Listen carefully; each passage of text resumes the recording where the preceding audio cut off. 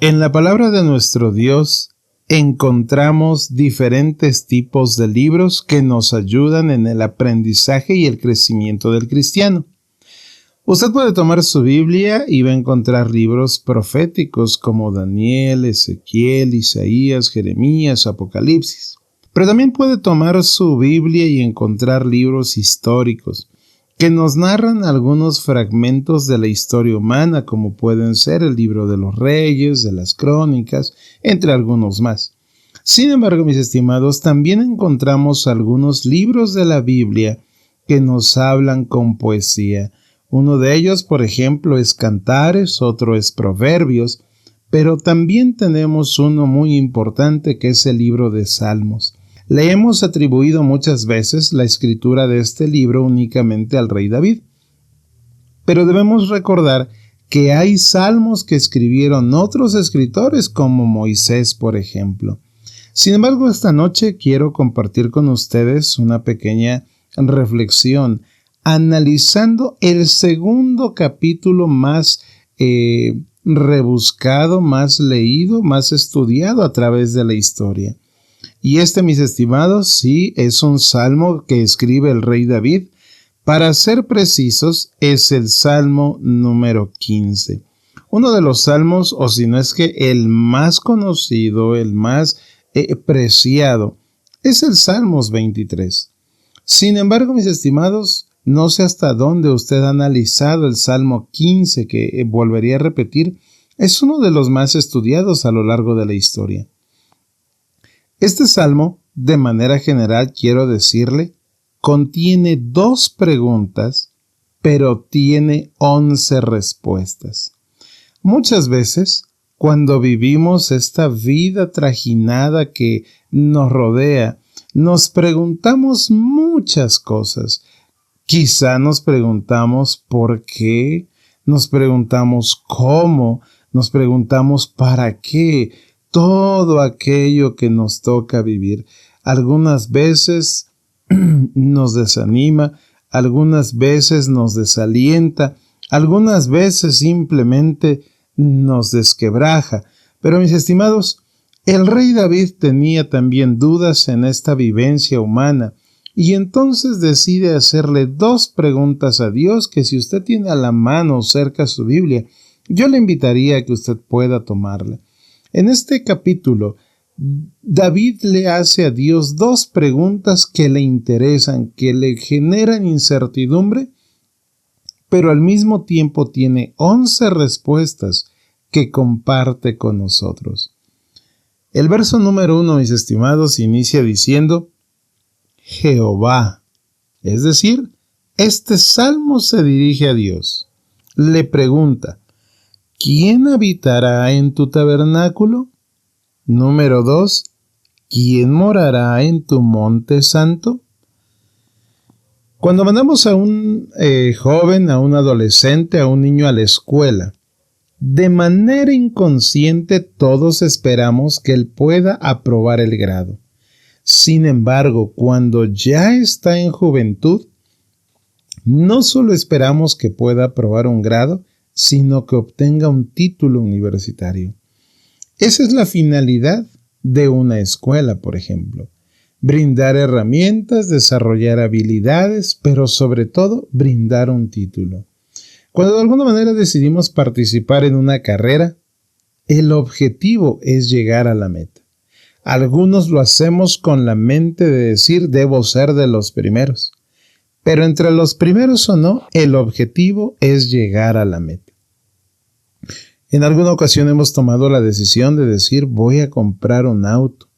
¿Cuál es el objetivo de ese auto? Traslado. A veces lo usamos erróneamente y queremos reducir o ganarle al tiempo, pero en realidad la funcionalidad de un auto es traslado. Y con esto, mis estimados, quiero ejemplificar que siempre hay objetivos en las cosas que hacemos, que adquirimos y pensamos. El rey David quiere ir un poco más allá porque deja a un lado el ser gobernante, deja a un lado el poder adquisitivo que tiene y se concentra en la meta importante del cristiano. ¿Quién habitará en tu tabernáculo? Es la pregunta que David le hace a Jehová. Debo recordar, mis estimados, que la finalidad de todo cristiano es llegar a la casa de Dios. En esta tierra tenemos templos, pero el salmista está refiriendo al templo, a la casa de Dios que está en el cielo. Él hace esta pregunta porque como buen cristiano, él desea estar allá. A veces a usted y a mí nos distrae el trabajo. Nos llenamos de tantas ideas de trabajo que nos olvidamos del tabernáculo de Dios. A veces por las relaciones sociales que tenemos, amigos, pareja, compañeros de trabajo, también llegamos a perder el objetivo. Algunos de nosotros quizá por solamente los hobbies, las cosas que nos agradan, nos distraen. Pero mis estimados, esta noche quiero recordarle que tenemos uno de los objetivos más seguros y está al alcance de nosotros. Poder ser parte allá en el tabernáculo de Dios. Yo no sé cuánto usted haya leído e investigado acerca del tabernáculo de Dios, pero el salmista está empeñado y decidido en querer llegar a ese lugar. Y la segunda pregunta que le hace, ¿quién morará en tu santo monte? Un monte es una elevación que está sobre la tierra. Para ser precisos, el salmista está pensando en un carácter que es superior a todos los que le rodean. ¿Cómo puedo estar en tu casa?, le pregunta el rey David. ¿Y cómo puedo contemplar ese carácter que supera a todos los demás? Entonces, mis estimados, si el deseo de ustedes es poder llegar a las mansiones celestiales, escuche la primera respuesta. Dice así: el que anda en integridad y hace justicia. Mis estimados, muchas veces en esta vida hemos hablado de algunos, incluso cómo nombrarlos, de algunos dichos, como el que no tranza no avanza. Pero mis estimados, recordemos que este salmo se escribe en hebreo. Y entonces, cuando el salmista habla de la integridad, él está hablando de un ser completo, de un ser entero y de un ser sin defecto. En pocas palabras, mis estimados, para llegar al tabernáculo de Dios, para estar en las mansiones celestiales, nosotros debemos estar enteros y sin defecto.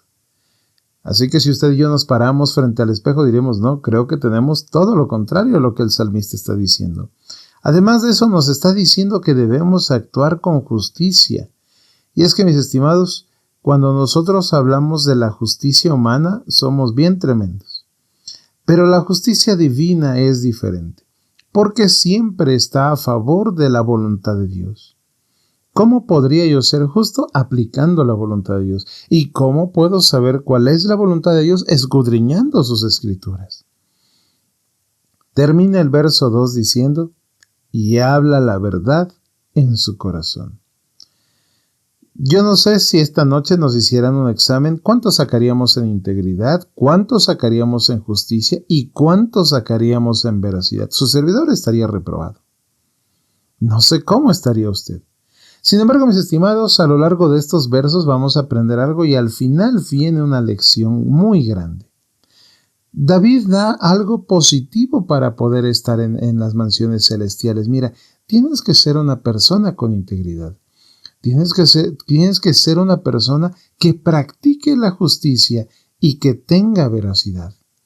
Pero ahora, mis estimados, vienen 3 aspectos negativos. Mira, dice, el que no calumnia con su lengua. Y como le decía, este salmo se escribe en hebreo. No sé qué percepción tenga usted del significado calumnia, pero en el hebreo calumniar significaba negar la existencia de Dios. Ojalá y nunca estemos en esa posición de negar la existencia de Dios. Y yo sé que usted no tiene dudas, por eso esta noche estamos meditando para ver cómo podemos crecer. El segundo, el que no hace mal a su prójimo. Y es que, mis estimados, hace unos momentos más,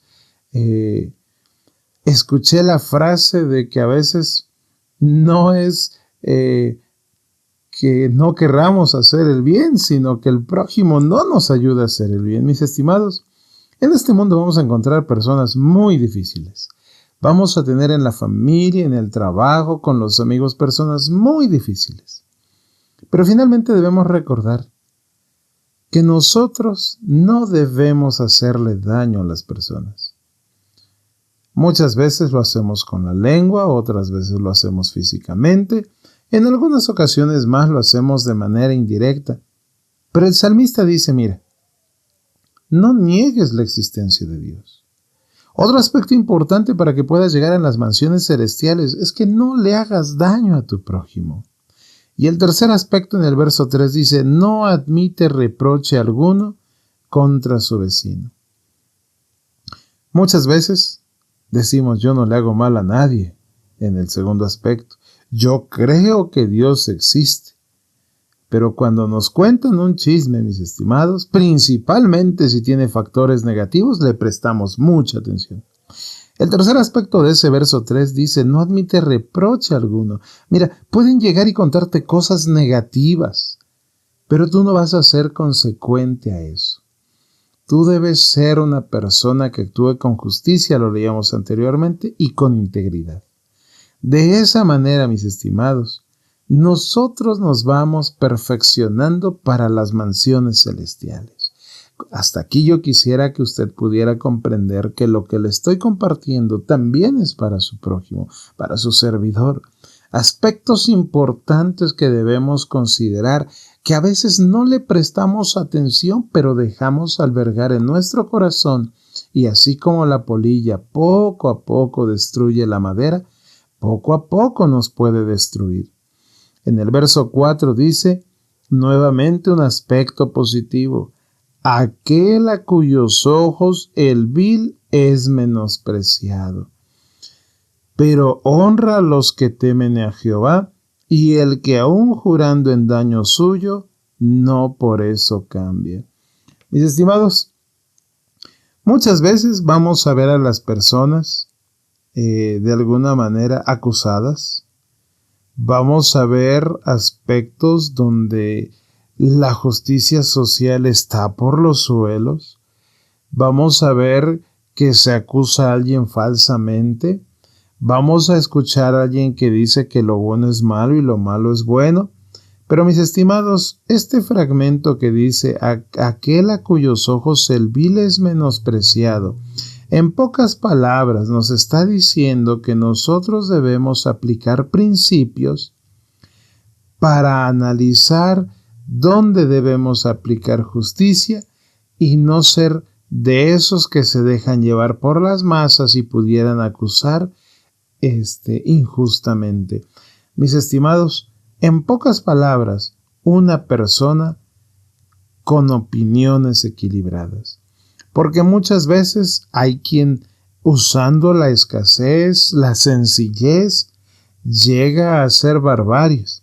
Y hay quien teniendo riqueza también las llega a hacer. Debemos tener esa parte equilibrada. Además de eso, mis estimados, dice, pero honra a los que temen a Jehová. Muchas veces a los discípulos les pasó que llegaban los niños cuando Jesús estaba dando un tema. Y había por ahí unos en especial que esta noche no nombraremos, que corrían a los niños. Ellos creían que el evangelio era únicamente para los adultos y eran drásticos con los niños. Algunos otros hacían como un diamante de seguridad que hoy conocemos para políticos y personas de renombre y no dejaban pasar a nadie que se acercara con Jesús. Mis estimados, sin embargo, esta segunda parte que dice Jehová honra a los que temen el salmista dice que quien estará en el tabernáculo es quien honra a los que temen a Jehová. Refiere, mis estimados, que nosotros debemos honrar a los verdaderos seguidores de Dios. Debemos evitar hacer algún tipo de distinción en cuestión de raza o de algunas circunstancias. Lo que nos invita, mis estimados, es a vivir esa parte de la piedad que Dios nos ha enseñado. El aspecto de los que temen a Jehová, debe usted recordar que la palabra temen significa en el hebreo yara y representa mostrar reverencia. Es decir, mis estimados, cuando nosotros veamos que alguien es reverente a Dios, nosotros debemos honrarlos, no debiéramos burlarnos ni tomarlos a juego. Y finalmente termina diciendo, el que aún jurando en daño suyo, no por eso cambia. Hoy en día el ser humano es bien cambiante. Si le va bien, está bien. Y si le va mal, está mal. Y si simplemente quiere estar bien, está bien. Y si simplemente quiere estar mal, está mal. El decir que jurar en daño suyo sin cambiar, mis estimados, una de las situaciones más importantes que nuestra sociedad necesita.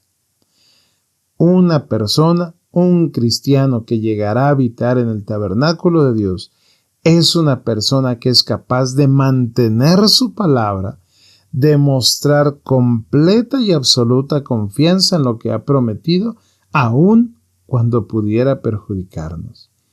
Hoy en día, mis estimados, tenemos que firmar contratos, tenemos que hacer mucho papeleo, porque la palabra ya no tiene validez. Es común escuchar papelito habla, porque en pocas palabras, digas lo que digas, ya no tiene validez. El salmista dice que quienes podrán llegar al tabernáculo de Dios son esas personas que son total y completamente capaces de mantener su palabra. Y finalmente, mis estimados, el verso 5 termina diciendo, quien su dinero no dio a usura, ni contra el inocente admitió cohecho. Mis estimados, la palabra usura significa interés. Muchas veces tenemos recursos. En el aspecto hebreo donde se escribe este salmo, los hebreos le prestaban a otros hebreos, pero no debían cobrarle intereses.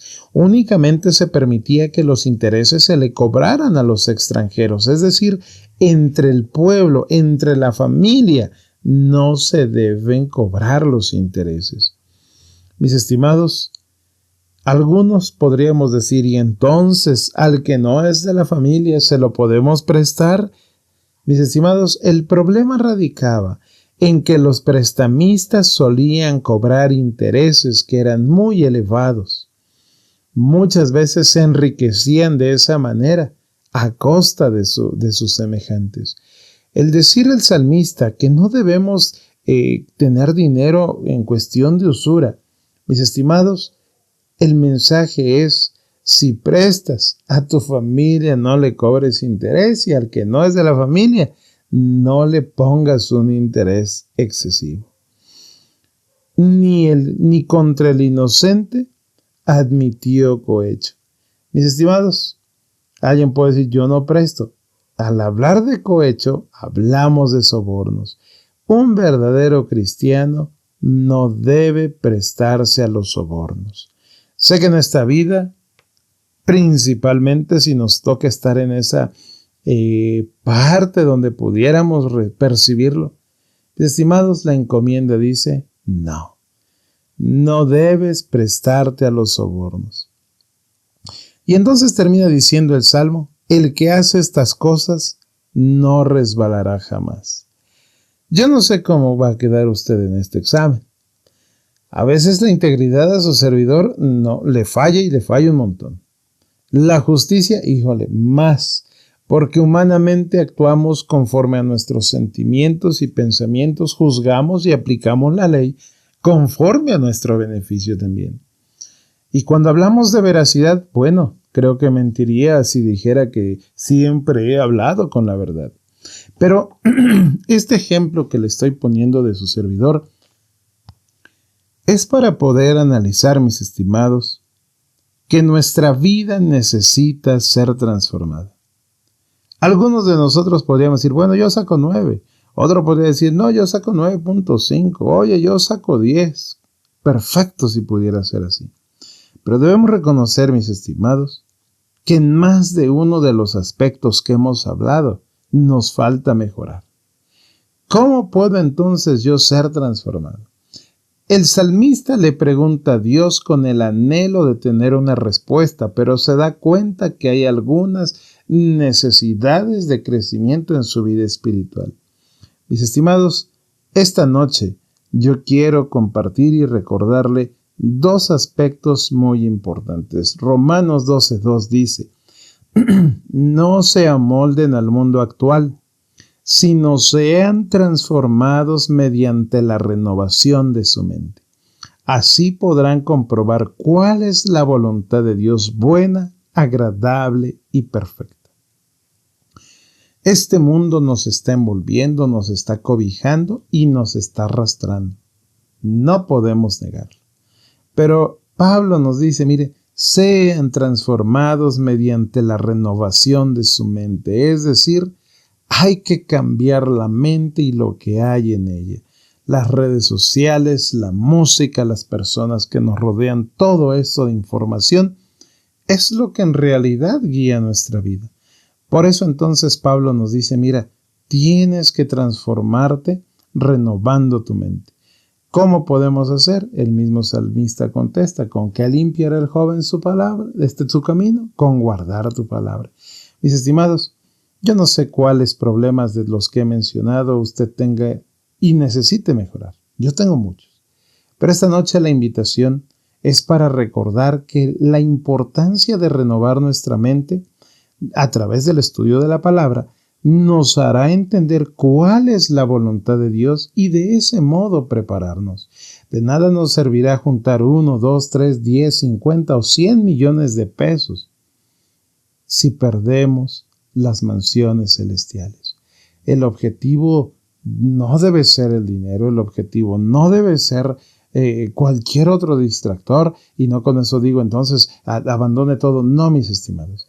Sin embargo, no perdamos el objetivo real de llegar a las mansiones celestiales. Y si esta noche con lo meditado usted reconoce algún aspecto que debe mejorar, mis estimados, somos invitados a renovar nuestra mente a través del estudio de la palabra de nuestro Dios.